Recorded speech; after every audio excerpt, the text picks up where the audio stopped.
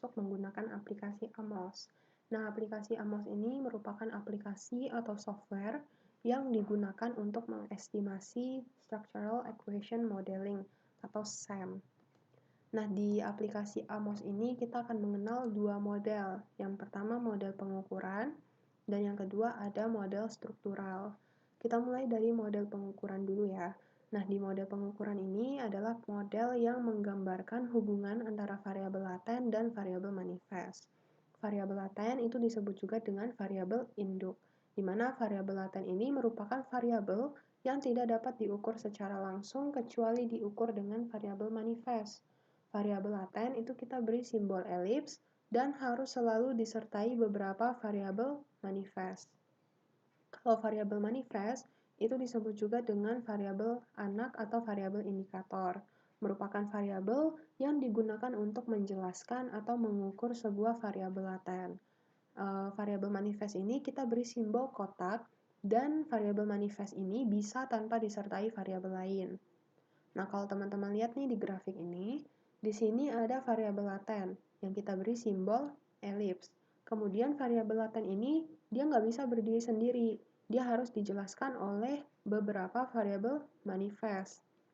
Dan kalau variabel manifest itu kita beri simbol kotak, dan dia bisa berdiri sendiri, artinya tidak perlu dijelaskan oleh variabel lainnya. Kemudian ada model struktural. Model struktural ini merupakan model yang menggambarkan hubungan antara variabel laten dan hubungan antara variabel eksogen dan endogen. Untuk mudahnya ya teman-teman, variabel eksogen itu sama aja kayak variabel independen. Variabel endogen itu sama aja kayak variabel dependen. Kenapa? Karena kalau misalkan teman-teman lihat nih di grafik ini ya, di sini ada variabel eksogen. Terus kan ada tanda panah nih yang mengarah ke variabel endogen. Bentar ya, mungkin kurang jelas nanti.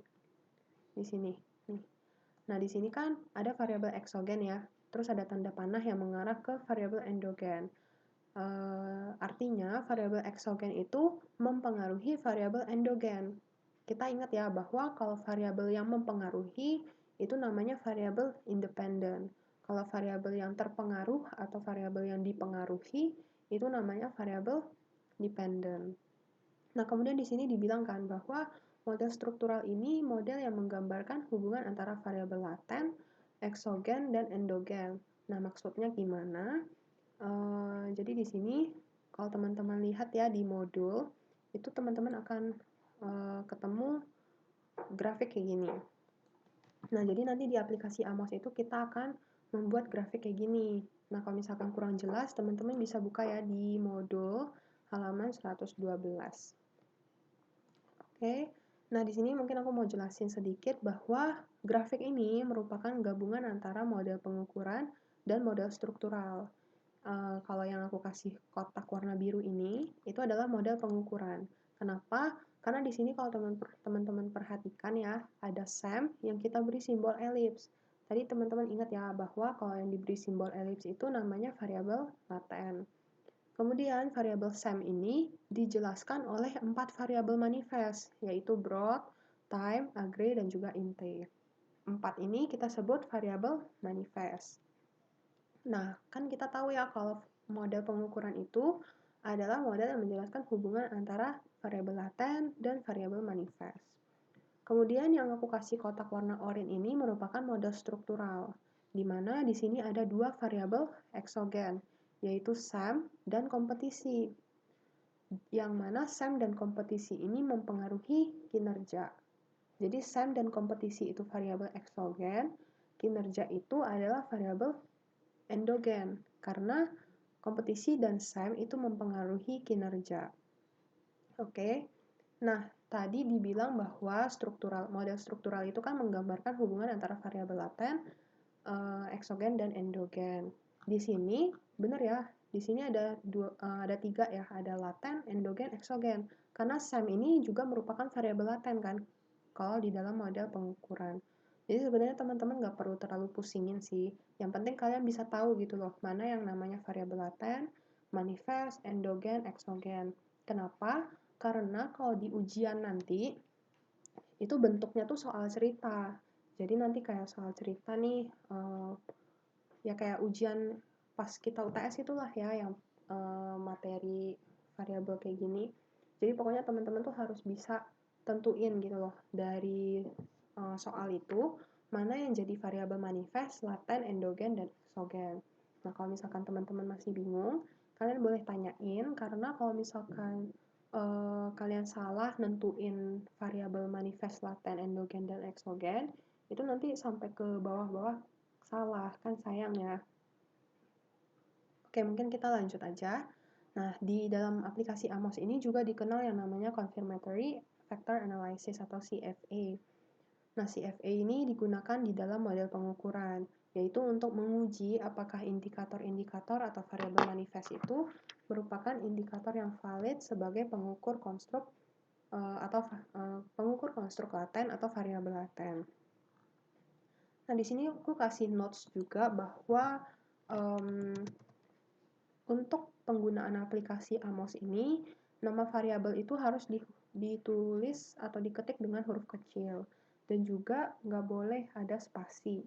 Kemudian dalam kita menggunakan aplikasi Amos itu, pertama-tama tuh yang perlu kita buat adalah file Excel-nya, teman-teman.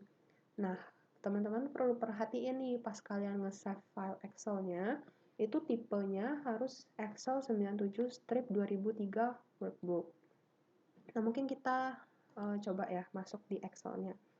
Jadi untuk latihan kali ini sama tugas kalian nantinya itu, file Excel-nya udah ada di dalam folder data statistika. Tapi nanti kalau pas ujian itu kan nggak ada ya file Excel-nya, jadi kalian perlu bikin sendiri.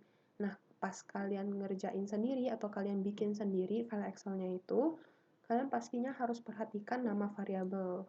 Nama variabel itu nggak boleh ada huruf besar, nggak boleh ada huruf kapital gitu. Karena Amos ini rawan error. Kalau misalkan kalian nantinya tulis huruf kapital, takutnya nanti dia error gitu loh. Kemudian dia nggak boleh ada spasi. Jadi misalkan nih kalian nama variabelnya itu 2 kata. Misalkan kepuasan pelanggan. Nah, kalian nggak boleh tulis kepuasan terus spasi pelanggan. Tapi kalian harus tulisnya itu kepuasan underscore pelanggan gitu. Itu untuk nama variabel. Kemudian ini sebenarnya nggak perlu di highlight juga nggak apa-apa ya teman-teman. Kemudian untuk pas kalian save.